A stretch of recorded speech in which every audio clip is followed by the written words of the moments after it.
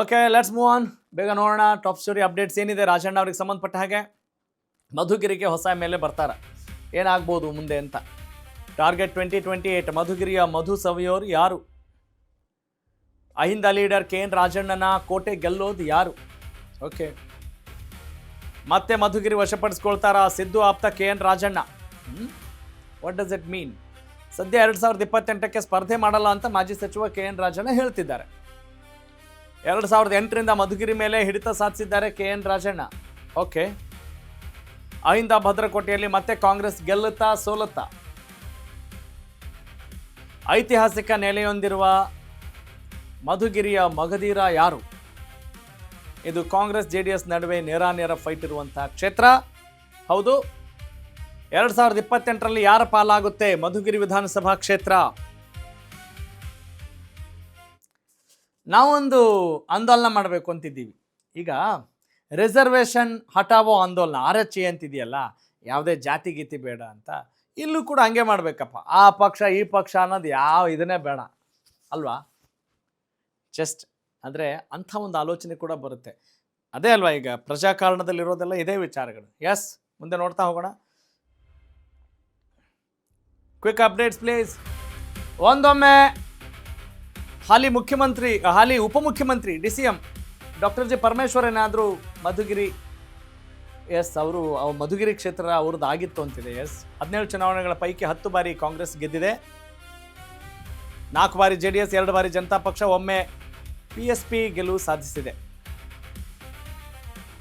ಮಧುಗಿರಿಯಲ್ಲಿ 4 ಬಾರಿ ಸ್ಪರ್ಧಿಸಿ 3 ಬಾರಿ ಗೆದ್ದಿದ್ದ ಪರಮೇಶ್ವರ್. ಮಧುಗಿರಿಯಲ್ಲಿ 4 ಬಾರಿ ಸ್ಪರ್ಧಿಸಿ 2 ಬಾರಿ ಗೆದ್ದಿರುವ KN ರಾಜಣ್ಣ.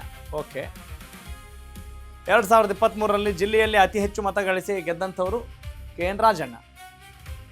ಇಡೀ ತುಮಕೂರು ಜಿಲ್ಲೆ ಮೇಲೆ ರಾಜಣ್ಣ ಅವರಿಗೆ ಭಾರಿ ಹಿಡಿತಾ ಇದೆ. ವಾಲ್ಮೀಕಿ ಸಮುದಾಯದವರಾದರೂ ಕೂಡ ಸಾಮಾನ್ಯ ಕ್ಷೇತ್ರದಲ್ಲಿ ಇವರದ್ದೇ ಹವಾ ಇದೆ. ತನ್ನದೇ ವರ್ಚಸ್ಸಿನಿಂದ ಗೆದ್ದು ಬರುತ್ತಿರುವ KN ರಾಜಣ್ಣ ಮಾತು ಮತ್ತು ಕೆಲಸದಿಂದ ಜನಮನ ಗೆದ್ದಿರುವ KN ರಾಜಣ್ಣ.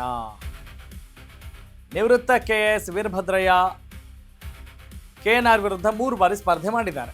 2018ರಲ್ಲಿ ಮಾತ್ರ KN ರಾಜಣ್ಣ ವಿರುದ್ಧ ವೀರಭದ್ರಯ್ಯ ಗೆಲುವನ್ನು ಸಾಧಿಸಿದ್ದಾರೆ. 2028ಕ್ಕೆ ಚುನಾವಣೆಗೆ ಸ್ಪರ್ಧೆ ಮಾಡಲ್ಲ ಅಂತ KN ರಾಜಣ್ಣ ಹೇಳಿದಾರಂತೆ. ರಾಜಣ್ಣ ಬದಲು ಪುತ್ರ ರಾಜೇಂದ್ರ ಅಥವಾ ಪುತ್ರಿ ರಶ್ಮಿಗೆ ಸ್ಪರ್ಧೆ ಖಚಿತವಾಗಬಹುದಾ? ಆದರೆ JDSನಲ್ಲಿ ಸೂಕ್ತ ಅಭ್ಯರ್ಥಿಗಳಿಲ್ಲದೆ ಕಾರ್ಯಕರ್ತರು ಕಂಗಾಲಾಗಿದ್ದಾರೆ. ಗಳಿಲ್ಲದೆ ಆಗಬೇಕು, ಗಳಲ್ಲದೆ ಆಗಿದೆ. ಗುರು ವಿರುದ್ಧ ಸ್ಪರ್ಧೆಗೆ ಕೊಂಡವಾಡಿ ಚಂದ್ರಶೇಖರ್ ಪ್ಲಾನ್ ಮಾಡ್ತಾ ಇದ್ದಾರೆ. ಟಿಕೆಟ್ ಕೊಟ್ಟರೆ ಸ್ಪರ್ಧೆ ಅಂತ ಕೊಂಡವಾಡಿ ಚಂದ್ರಶೇಖರ್ ಕೂಡ ಹೇಳ್ತಾ ಇದ್ದಾರಂತೆ. ಓಕೆ, ಎಸ್, ಮುಂದಿನ ಸುದ್ದಿನೂ ನೋಡ್ಬಿಡೋಣ. ರಾಜಣ್ಣ ಅವರಿಗೆ ಕೊಂಡವಾಡಿ ಚಂದ್ರಶೇಖರ್ ಯಾವ ರೀತಿ ಸವಾಲೊಡ್ಡಬಹುದು ಅನ್ನೋದು ಒಂದು ವಿಚಾರ. ನೋಡ್ತಾ ಹೋಗೋಣ.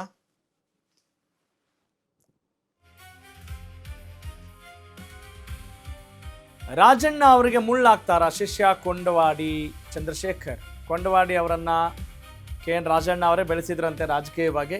2018ರ ಚುನಾವಣೆ ಬಳಿಕ ರಾಜಣ್ಣ ಅವರ ಸ್ನೇಹ ತೋರಿದ್ರು ಚಂದ್ರಶೇಖರ್. ಸದ್ಯ ರಾಜಕಾರಣದಿಂದ ದೂರ ಆಗಿದ್ದಾರೆ ಮಾಜಿ ಶಾಸಕ ವೀರಭದ್ರಯ್ಯ.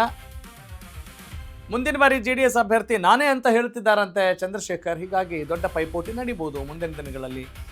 2023ರಲ್ಲಿ ರಾಜಣ್ಣ ಅವ್ರನ್ನ ಸೋಲಿಸೋಕೆ ಪಣ ತೊಟ್ಟು ಕೊಂಡವಾಡಿ ಚಂದ್ರಶೇಖರ್ ಸೋತಿದ್ರು. ಮಧುಗಿರಿಯಲ್ಲಿ ಸದ್ಯ ನಾಯಕತ್ವ ಇಲ್ಲದೆ JDS ಸಂಘಟನೆ ಕೂಡ ಗೌಣ ಆಗಿದೆ. ಅಷ್ಟಕ್ಕಷ್ಟೇ KN ರಾಜಣ್ಣ ಮತ್ತೆ ಸ್ಪರ್ಧೆ ಮಾಡಿದರೆ ಗೆಲುವು ಅನ್ನುವ ಚರ್ಚೆ ಈಗ ಜೋರಾಗಿದೆ. ರಾಜಣ್ಣ ಸ್ಪರ್ಧೆಗೆ ಒತ್ತಡ ಹಾಕಿದ್ದಾರೆ ಜನರು ಮತ್ತು ಅವರ ಅಭಿಮಾನಿಗಳು, ಕಾಂಗ್ರೆಸ್ ಕಾರ್ಯಕರ್ತರು. ರಾಜಣ್ಣ ಮತ್ತೆ ಸ್ಪರ್ಧಿಸಿದರೆ ಸುತ್ತಮುತ್ತಲ 10 ಕ್ಷೇತ್ರದಲ್ಲಿ ಪ್ರಭಾವ ಬೀರ್ಬೋದು, ಇಂಪ್ಯಾಕ್ಟ್ ಆಗಬಹುದು ಅನ್ನೋದು ಸದ್ಯದ ರಾಜಕೀಯ ಲೆಕ್ಕಾಚಾರ. ಎಸ್, ಗ್ರಾಫಿಕ್ಸ್ ಪ್ಲೇಟ್ ನೋಡ್ತಾ ಹೋಗೋಣ. ಅದರ ಹಿಂದಿನ ಇತಿಹಾಸ ಏನಿದೆ, ಏನಾಗ್ಬೋದು, ಸಾಧ್ಯತೆಗಳು, ಪಾಸಿಬಿಲಿಟೀಸ್ ಬಗ್ಗೆ ಗಮನ ಹಾಕೋಣ.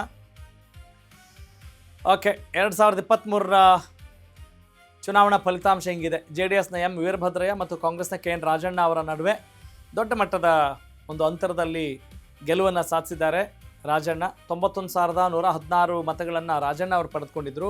55,643 ಮತಗಳನ್ನು ಇದೇ ವೀರಭದ್ರಯ್ಯ ಅವರು ಸಂಪಾದಿಸಿಕೊಂಡಿದ್ರು. ದೊಡ್ಡ ಮಟ್ಟದ ಹೊಡೆತ ಇದೆ, ಬಹುತೇಕ ಡಬಲ್ ಅನ್ಬೋದು. 50% ವೋಟ್ ಜಾಸ್ತಿ ಪಡೆದುಕೊಂಡಿದ್ದಾರೆ. ಓಕೆ, ಇನ್ನು ಚಂದ್ರಶೇಖರ್ ಏನಾದರೂ JDSನಿಂದ ಮತ್ತೆ ಸ್ಪರ್ಧೆ ಮಾಡಿದರೆ 2028ರಲ್ಲಿ KN ರಾಜಣ್ಣ ಕಾಂಗ್ರೆಸ್ನಿಂದ ಸ್ಪರ್ಧೆ ಮಾಡಬಹುದಾ, ಅಥವಾ ರಾಜಣ್ಣ ನಿವೃತ್ತಿ ಅಂತ ಹೇಳ್ತಿದ್ದಾರೆ. ಈ ರಾಜಕಾರಣಿಗಳು ಮಾತನ್ನು ಯಾವಾಗ ನಂಬೋಣ ಬಿಡೋಣ ಅಂತ ಜನರಿಗೂ ಕನ್ಫ್ಯೂಷನ್ ಇರುತ್ತೆ, ಸ್ವತಃ ಅವ್ರಿಗೆ ಇರುತ್ತೆ. ಏನೋ ಹೇಳ್ಬಿಟ್ಟಿದ್ದೆ ನಾನು ನಿಲ್ಲಲ್ಲ ಅಂಥೇಳಿ ಜನರು ಒತ್ತಡ ಅಂತ ನಿಂತು ಬಿಡೋದು. ಯಾವುದನ್ನು ನಂಬೋ ಹಾಗಿಲ್ಲ, ಸದ್ಯಕ್ಕೆ ಹಿಂಗಿದೆ ಅಂತ ಅಷ್ಟೇ ನಾವು ಯಾವಾಗಲೂ ಹೇಳ್ತಾ ಇದ್ದೀವಿ at this point of time.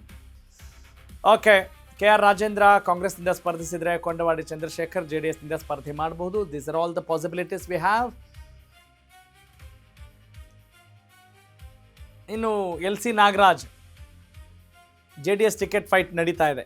ಇವರಿವ್ರ ನಡುವೆ ಕೊಂಡವಾಡಿ ಚಂದ್ರಶೇಖರ್ ಮತ್ತು LC ನಾಗರಾಜ್ ಅವ್ರ ನಡುವೆ ದೊಡ್ಡ ಪೈಪೋಟಿ ಕೂಡ ನಡೀತಾ ಇದೆ. ಇವರೆಲ್ಲ ಅಲ್ಲಿಯ ಆಸ್ಪಿರೆಂಟ್ಸ್ ಕೂಡ ಆಗಿದ್ದಾರೆ.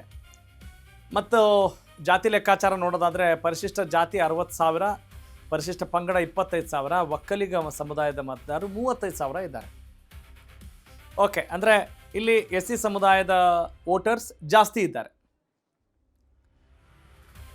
ಗೊಲ್ಲ ಸಮುದಾಯದ 15,000, ಮುಸ್ಲಿಂ ಸಮುದಾಯದ 10,000, ಇನ್ನಿತರೆ ಸಮುದಾಯದ 50,000 ಜನರು ಅಲ್ಲಿ ಇದ್ದಾರೆ. ಇದು ಮಧುಗಿರಿಯ ಜಾತಿ ಲೆಕ್ಕಾಚಾರ. ಓಕೆ, ನಮಗೆ ಬೇಕಾಗಿದ್ದು ಅಭಿವೃದ್ಧಿಯ ಪ್ರೀತಿ ಲೆಕ್ಕಾಚಾರ ಅಲ್ವೇ? ಈ ಜಾತಿ ತಗೊಂಡು ಏನು ಮಾಡೋಣ ಅಂತ ಈಗ ತಾನೇ ನೋಡಿದ್ವಲ್ಲ, ಹಿಂಗೆ ಬರುತ್ತೆ ಜನ್ಸಿ. ಮುಂಚೆ ಇದ್ದಂಗಿಲ್ಲ, ಗೌಡ್ರಿಗೆ ಹಾಕ್ಬಿಡೋಣ, ಮುಸ್ಲಿಮ್ಗೆ ಹಾಕ್ಬಿಡೋಣ, ನಮ್ಮ ಸ್ವಾಮೀಜಿಗಳನ್ನ ಭೇಟಿ ಆಗ್ಬಿಟ್ರೆ ಇಷ್ಟು ವೋಟ್ ಸಿಗ್ತವೆ. ಇವತ್ತಿನ ಜನ್ರೇಷನ್ ಹಂಗಿಲ್ಲ. Point to be noted. ಹೀಗಾಗಿ 2028ರ ಚುನಾವಣೆ ಒಂದು ದೊಡ್ಡ ಪ್ರಯೋಗ ಆಗೋದ್ರಲ್ಲಿ ಯಾವ ಅನುಮಾನ ಇಲ್ಲ ಅಂತ ಅನ್ಸುತ್ತೆ. ಎಲ್ಲ ಬೆಳವಣಿಗೆಗಳನ್ನು ನೋಡಿದಾಗ ಈ ದೆಲ್ಲಿಯ ಜಂತರ್ ಮಂತರ್ನಲ್ಲಿ ನಡೆದಿರುವಂಥ ಬೆಳವಣಿಗೆಗಳಾಗಿರ್ಬೋದು, ಈಗ RHO ಆಗಿರ್ಬೋದು, RHA ಅಂದರೆ ಹೊಸ ಪಕ್ಷ ನೋಡಿ, 4.5 ಮಿಲಿಯನ್ ಅಂತ ಅನಿಸುತ್ತೆ, 4.3 ಮಿಲಿಯನ್ ಫಾಲೋವರ್ಸ್ ಕೂಡ ಆಗಿದ್ದಾರೆ. ಯಾವುದಕ್ಕೆ? ಇದೇ RHA, ರಿಸರ್ವೇಷನ್ ಹಟಾವೋ ಆಂದೋಲನ. ನಿಜ ಅಲ್ಲ, ಬಹುತೇಕರಿಗೆ ಅದೆಲ್ಲ ಪ್ರಶ್ನೆಗಳಿದ್ದಾವೆ. ಹೀಗೆಲ್ಲ ಇರುವಾಗ ಜಾತಿ ಲೆಕ್ಕಾಚಾರ ಒಂದಿದೆ. ಅಯ್ಯೋ, ನಮ್ಮ ದೇಶದಲ್ಲಿ ಅದು ಅಷ್ಟು ಸುಲಭ ಇಲ್ಲ ರೀ. ಬೇರೆ ದೇಶಗಳಲ್ಲೂ ಇದ್ದಾವೆ, ಗೊತ್ತಿಲ್ಲ ಅಂತಲ್ಲ. ಯಾಕೆ ಹೇಳ್ತಾರೆ?